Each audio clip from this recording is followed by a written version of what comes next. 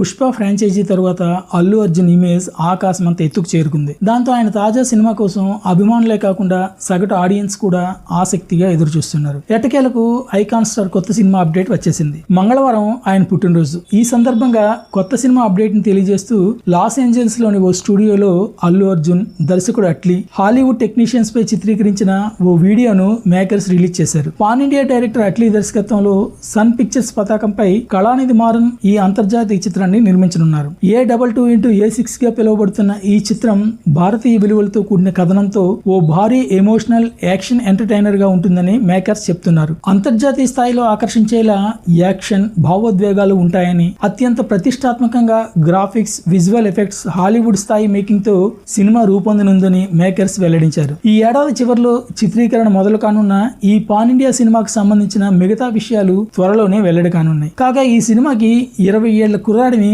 సంగీత దర్శకుడిగా తీసుకోబోతున్నారు. ఆ కుర్రాడు మరెవరో కాదు, తమిళంలో తన పాటలతో పాప్ వైబ్ తీసుకొచ్చిన సాయి అభయంకర్.